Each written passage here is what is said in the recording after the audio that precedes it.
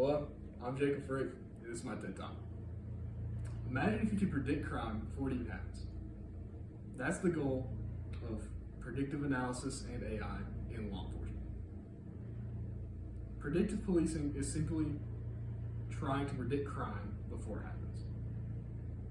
Law enforcement uses many different ways to try to accomplish this, but the one that I'm going to be focusing on is using algorithms to find trends, to produce hotspots, to find where the highest potential for crime is.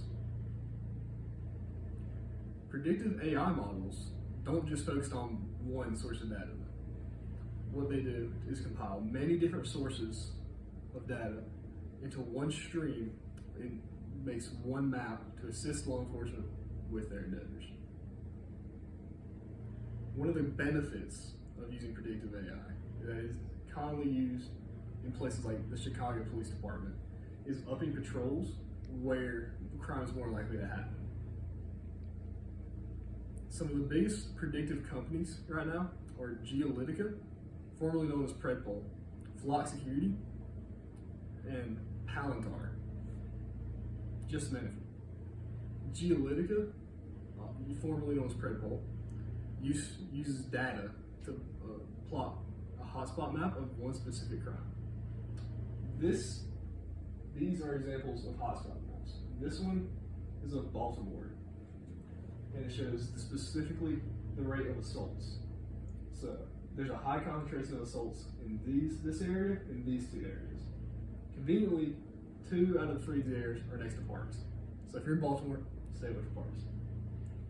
This is one of Predpol's earlier models. This shows individual crimes by color grouping.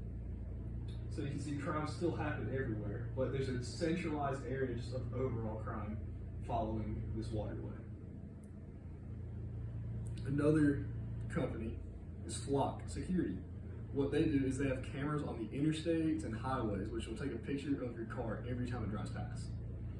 Then it's added to a database which law enforcement can go back through and look for a specific vehicle by their make, model, color, damages, license plates to track a vehicle over an interstate.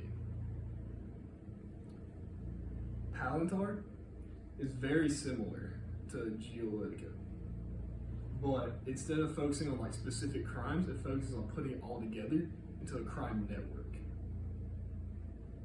This is another example of a hotspot map. This is of Cincinnati, as the color grade is shifting from blue to red, higher crime density.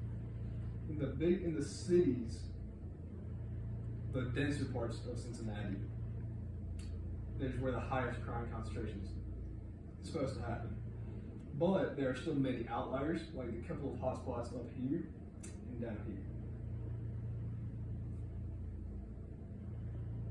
Predictive policing is one of the most controversial parts of law enforcement.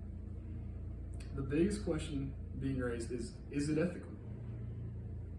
A lot of people believe that it unfairly targets certain demographics of people and leads police to target someone before they've even committed a crime. But all predictive analysis is doing is taking past data and using it to predict where more crime might happen. So if there's a town and there's a lot of assaults and robberies in this town, then it is not biased or unethical to say that there's a likely chance of more crime happening in that area. Either way, the burden of ethics still falls on the law enforcement part. It really matters how law enforcement uses this data. Thank you for listening.